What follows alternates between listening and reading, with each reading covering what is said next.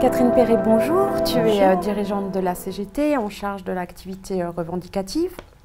Mardi 15 janvier dernier, le président Emmanuel Macron a lancé officiellement le débat national, dans le cadre duquel les Français sont invités à s'exprimer autour donc de 4 thèmes. Je les reprends: la fiscalité des dépenses publiques, l'organisation de l'État des services publics, la transition écologique, la démocratie, la citoyenneté. Quelques jours auparavant, tous les Français ont reçu une lettre du président Macron, dans lequel il prétend donc s'interdire aucune question, tout en posant un cadre quand même relativement dogmatique qui colle à sa politique économique et sociale.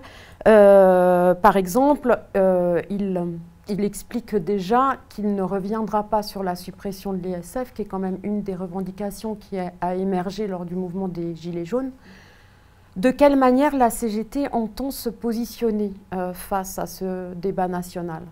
Alors la CGT, elle est très claire, elle a dit depuis pas mal de temps maintenant qu'elle ne souhaitait pas participer à un débat dont les décisions sont déjà prises avant d'interroger les Français, en particulier les Français qui sont mobilisés depuis de nombreuses semaines.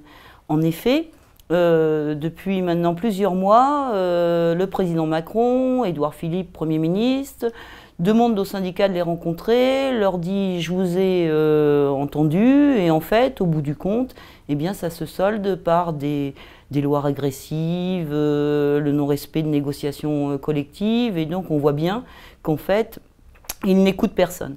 Et dans le cadre de ce grand débat national, on voit bien qu'en fait, n'émergent pas les véritables questions que les Français posent depuis 8 à 9 semaines, et notamment en particulier ceux qui, avec les Gilets jaunes, sont mobilisés, c'est-à-dire la question de l'augmentation générale des salaires, et en particulier l'augmentation du SMIC, par exemple. Si ils avaient voulu réellement entendre les Français en décembre, il était simple, au moment de la réunion où on devait discuter de l'augmentation du SMIC, eh bien, poser effectivement la question sur la table.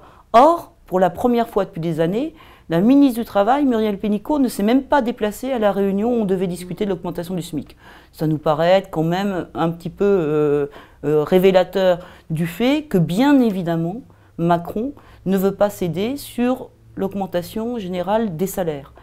Après, sur les questions qui sont posées dans le grand débat, il suffit d'aller voir sur le site du grand débat national pour se rendre compte qu'en fait, toutes les questions sont pipées et portent en germe la volonté de poursuivre une politique libérale, puisqu'il dit par exemple combien faut-il supprimer de services publics, si on fait un effort pour le pouvoir d'achat, qu'est-ce qu'on enlève, on vous enlève dans votre porte-monnaie, on enlève par exemple la sécurité sociale en contrepartie.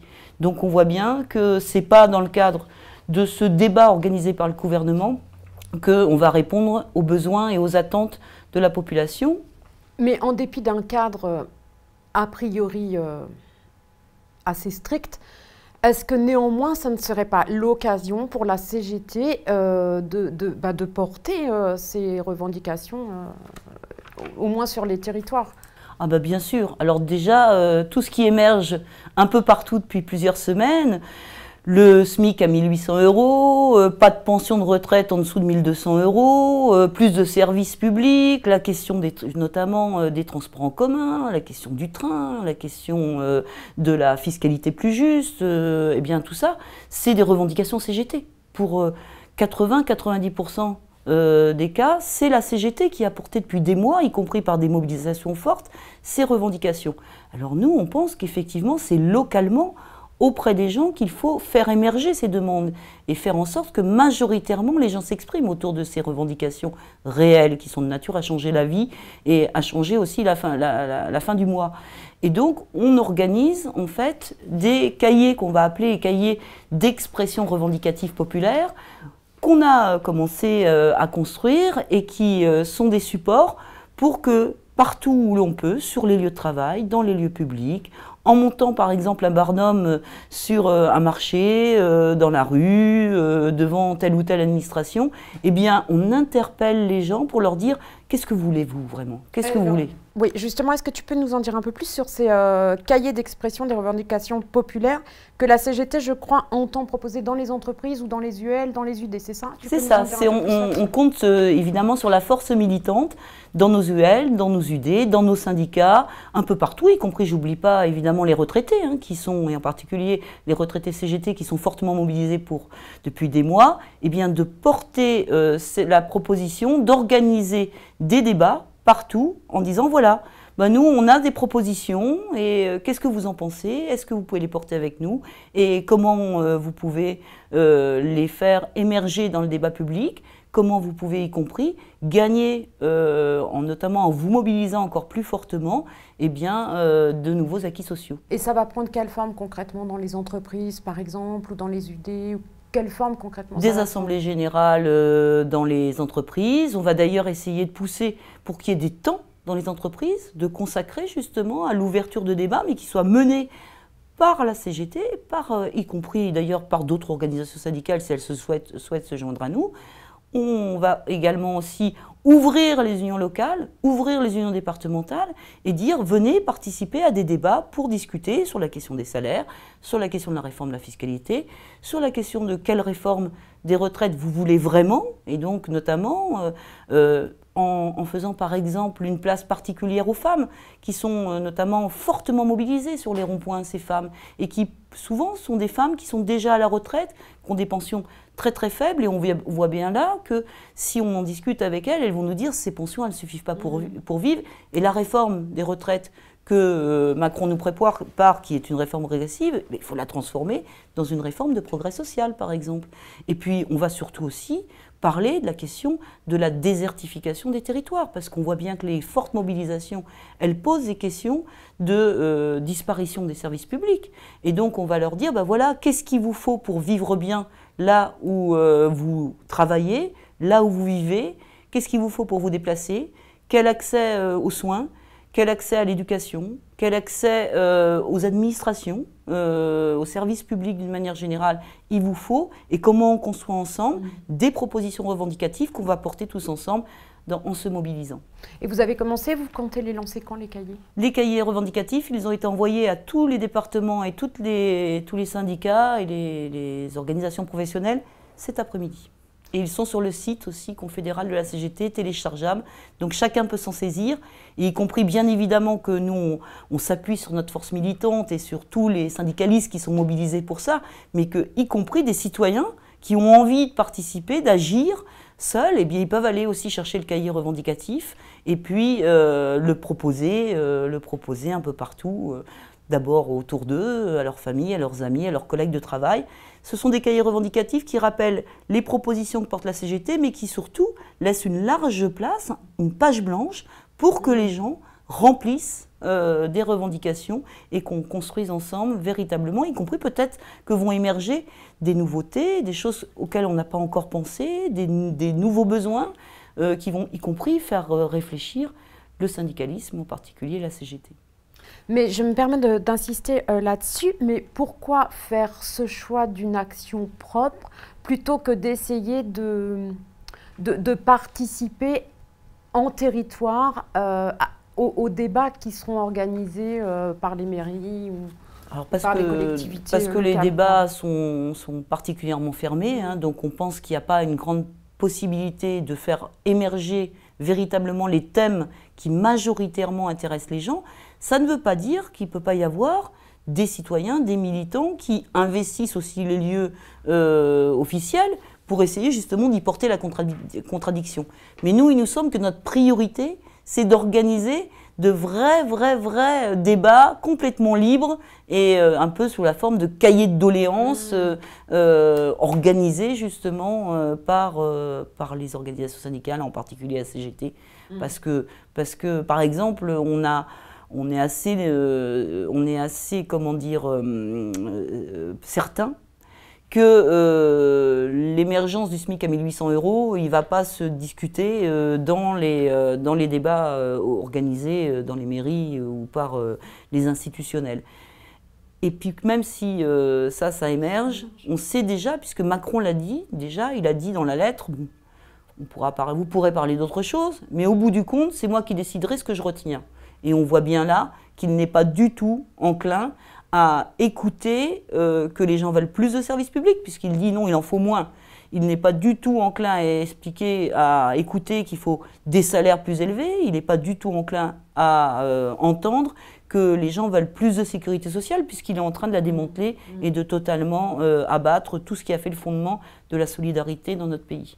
Tu parles d'élaborer des cahiers de doléances au sein des entreprises notamment.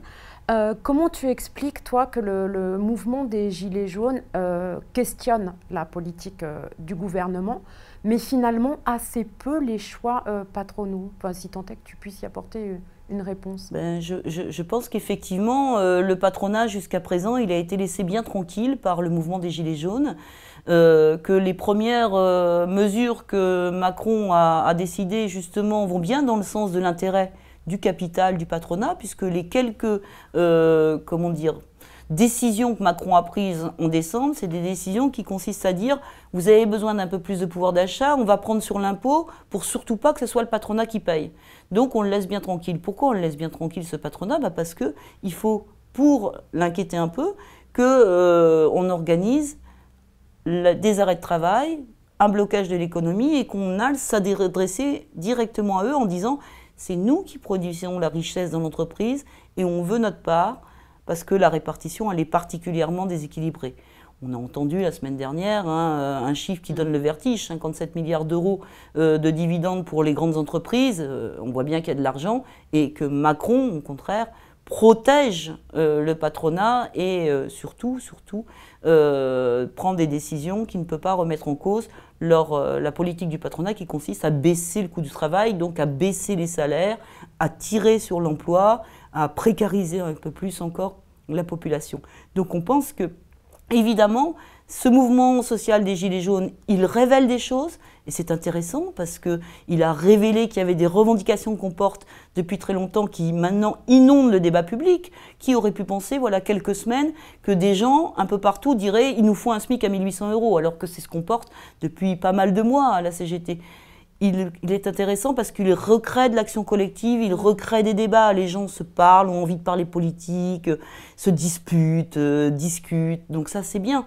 Maintenant, il faut aussi se dire, l'argent, il faut aller le chercher là où il est. Et là où il est dans les grandes entreprises qui, depuis pas mal de temps, ont pratiqué une politique de modération salariale très forte. J'y ajoute également les agents de la fonction publique qui, eux aussi, ont été particulièrement malmenés en matière de salaire, puisque les fonctionnaires ont perdu à peu près 20% de leur pouvoir d'achat ces dernières années. Et donc, la seule solution pour véritablement faire céder le patronat, c'est d'organiser des arrêts de travail et de bloquer l'économie. Ce débat national, il se veut une réponse au mouvement des Gilets jaunes. Au tout début du mouvement, on se souvient que la CGT était relativement circonspecte. Elle se méfiait des relents poujadistes, elle se tenait volontairement à distance de propos racistes ou homophobes. Enfin bon, elle était relativement distante. Depuis, un certain nombre de convergences ont eu lieu sur de nombreux ronds-points. Comment tu expliques, toi, ces rapprochements, cette convergence en certains territoires, parce que la réalité reste assez disparate. La réalité, elle est extrêmement diverse. Il y a un certain nombre d'endroits où la CGT est allée à la rencontre des gens mobilisés. Quelquefois aussi, les gens mobilisés ont souhaité aller à la rencontre des syndicalistes, et notamment la CGT, et on a appris à discuter ensemble et à se connaître. Et on s'est rendu compte que dans beaucoup d'endroits, finalement, la grande majorité des attentes de la population correspond aux revendications que l'on porte au quotidien un peu partout, dans les entreprises ou sur les lieux de vie. Mais en même temps, il ne faut pas non plus idéaliser la situation. Il y a des endroits où il y a encore des propos qui ne peuvent pas être compatibles avec les valeurs de la CGT. Quand il y a des échanges sur la question, par exemple, des migrations, des étrangers, des questions racistes. Évidemment, c'est incompatible avec les valeurs de la CGT. Et ce n'est pas possible. Voilà. Pour nous, ce n'est pas possible d'entrer dans ces débats-là. Ça ne veut pas dire qu'il ne faut pas essayer de les faire changer d'avis, mais en tout état de figure, c'est pour nous impossible. Parce que c'est encore une fois une tactique bien connue du patronat que d'opposer le salariat les uns par rapport aux autres. Souvent, les gilets jaunes qui sont mobilisés, ce sont des gens qui ont des petits salaires, ce sont ou bien des petites pensions, ou qui vivent des minima sociaux, qui sont exclus. On a tendance, pour les faire taire, à leur dire c'est les plus pauvres qui sont responsables de votre situation, et parmi les plus pauvres, il y a les immigrés. Ça, ce n'est pas admissible pour la CGT. Au contraire, il faut que justement tous les gens qui vivent de leur travail se rassemblent et gagnent des droits supplémentaires. Donc pour nous, ça, véritablement, c'est pas possible de discuter avec des gens qui ont des propos racistes, xénophobes, antisémites, également aussi, qui s'en prennent par exemple aux femmes, parce que c'est aussi arrivé dans un certain nombre de ronds-points. Tu as des exemples à l'inverse où la réflexion collective a été riche entre gilets jaunes et rouges? Alors bien évidemment, il y a maintenant de nombreux endroits où la situation, on apprend à se connaître. Ce qu'il faut dire aussi, c'est que les gens qui sont mobilisés, souvent, ce sont des gens qui sont issus des toutes petites entreprises qui n'ont pas la chance d'avoir rencontré un syndicaliste parce que le petit patronat empêche toute installation d'un syndicat dans la boîte, ou parce que nous, on n'est pas encore assez forts et assez nombreux pour pouvoir s'implanter partout. Et donc, on apprend à se connaître et on commence à construire ensemble des revendications. C'est le cas, par exemple, à Toulouse, où il y a véritablement aujourd'hui quelque chose d'intéressant qui se passe et qui peut déboucher sur des mobilisations communes et des plateformes communes. C'est le cas dans un certain nombre aussi de départements un peu partout en France, dans la France rurale, où là justement les gilets jaunes sont très fortement mobilisés. Je pense aux Deux-Sèvres par exemple, où il y a aujourd'hui des rencontres régulières. Ça se passe aussi, y compris dans des endroits où le Front National est politiquement fort, mais où les Gilets jaunes se détachent du Front National. Je pense à l'Hérault, par exemple, où c'est difficile, puisque quand on a une mairie Front National à Béziers, on imagine bien que c'est compliqué pour la CGT d'aller discuter avec des gens dont le parti a appelé à interdire les syndicats et en particulier à interdire la CGT. Ben aujourd'hui, sur l'Hérault, il y a des rencontres avec des gilets jaunes qui souhaitent discuter et mettre en commun des revendications pour faire des mobilisations communes. Donc partout où c'est possible, ben évidemment, il faut discuter, il faut construire, mais l'objectif est quand même d'organiser la lutte collective. Parce qu'on ne gagnera pas en restant isolé, il faut véritablement qu'on se réunisse, qu'on baptise des plateformes revendicatives et qu'on détermine des modalités d'action en commun. Et nous, à la CGT, on est prêts, y compris, à étudier toutes les modalités d'action que les Gilets jaunes veulent bien mettre dans le débat. À propos de mobilisation collective, la CGT a décidé d'une journée d'action interprofessionnelle le 5 février. Elle ira seule ou... Alors évidemment, on appelle à la grève, à une grève de tous les secteurs professionnels pendant une journée entière partout en France, mais on est seul. On ne désespère pas que d'autres nous rejoignent, mais en tout état de cause, l'unité syndicale aujourd'hui, elle est compliquée. Les organisations syndicales, malgré notre volonté d'essayer de les rassembler, n'ont pas souhaité s'associer à notre journée d'action du 5 février. C'est aussi une faiblesse pour faire gagner les revendications de toute la population. On appelle à ce que justement les organisations syndicales prennent leurs responsabilités, comme la CGT vient de le faire en appelant le mardi 5. Il semble que ça peut évoluer, mais pour l'instant, je pense que les organisations syndicales qui n'ont pas répondu à notre appel doivent s'interroger, parce que tout le monde est d'accord pour dire qu'il y a urgence sociale, tout le monde est d'accord pour dire que ça suffit, il faut maintenant se mobiliser, s'unir, balayer les petites choses qui nous divisent et voir ce qui nous rassemble. L'ensemble du mouvement syndical, par exemple, peut très bien, facilement se rassembler sur la question des services publics, sur la question des salaires. Eh bien, déjà ensemble, si on pouvait parler d'une même voix et appeler à l'action sur ces questions-là, ce serait des choses qu'on pourrait porter et gagner dans beaucoup d'endroits. Maintenant, on appelle seul le 5 février, mais on appelle aussi nos militants à convaincre leurs collègues, et y compris les délégués des autres syndicats dans les boîtes, à mettre en place une action collective en faisant des assemblées générales dans les boîtes et en disant bah, maintenant mobilisons-nous tous ensemble, quelle que soit la couleur de notre gilet. Nous, on a un beau gilet rouge, d'autres organisations ont des gilets d'autres couleurs. Les gilets des citoyens mobilisés sont jaunes. Moi, je pense que sur tout ça, ça peut se rassembler, ça peut converger. Et ça, c'est les 99% de la population qui peut gagner demain. Maintenant, on sait aussi que le 5 février, ça ne suffira pas. Il faudra sans doute poursuivre en ayant d'autres modes d'action. Et c'est ce qu'on va mettre d'ailleurs dès maintenant en débat. Comment, après le 5 février, on continue à mobiliser, peut-être en faisant toutes les semaines des mobilisations différentes, impliquant des secteurs professionnels différents, sur peut-être un jour dans la semaine. Donc il y a plein de modalités possibles. On sait que c'est un affrontement très important, parce que là, c'est un affrontement qui est un affrontement idéologique majeur.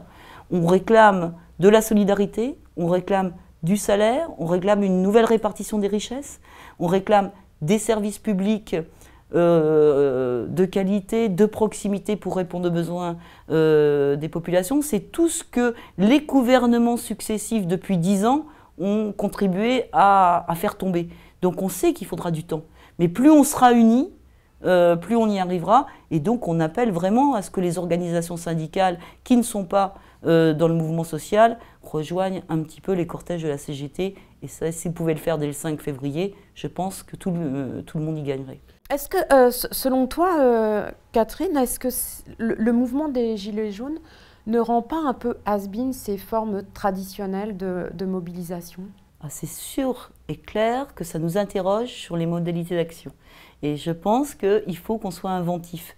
Ils nous ont montré, les Gilets jaunes, qu'ils étaient capables d'être mobiles, réactifs, disponibles, qu'ils pouvaient inventer des modes d'action particulièrement festifs, originaux. Je pense par exemple à un endroit où les Gilets jaunes sont rentrés dans un magasin, ont rempli leur caddie à la veille des fêtes de Noël, le caddie idéal qu'ils auraient aimé avoir pour passer les fêtes et offrir des cadeaux à leurs enfants, et puis ils l'ont laissé aux caisses en disant bah oui mais on n'a pas l'argent parce que justement on a des trop petits salaires et on ne peut pas se payer ça, mais on veut pouvoir vivre mieux. Bah ça, ce genre d'action très intéressante, très mobile et tout ça, je pense que ça interroge évidemment le mouvement syndical, et nous on est en train de réfléchir à comment on peut effectivement proposer autre chose que des manifestations qui vont d'un point A à un point B.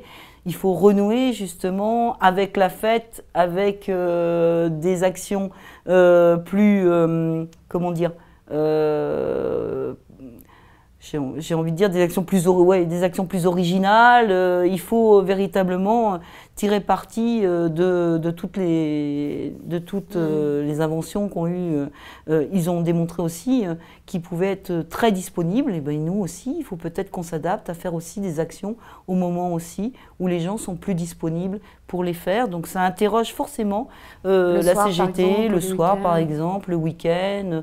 Il faut véritablement, effectivement, qu'on se réinvente. Mais j'ai envie de dire, finalement, il faut réinventer ce que nos aînés savaient particulièrement bien faire quand ils ont construit les premiers mouvements sociaux, parce que quand il n'y avait pas de droit, eh bien, on était aussi inventifs, donc il faut renouer avec nos valeurs d'origine. Bon, mais écoute, tu parles de fête, c'est quasiment l'heure de l'apéro, je propose qu'on commence par ça. Ah oui, puis on va fêter l'augmentation des salaires, peut-être voilà. Très bientôt. Merci beaucoup, Catherine. Merci.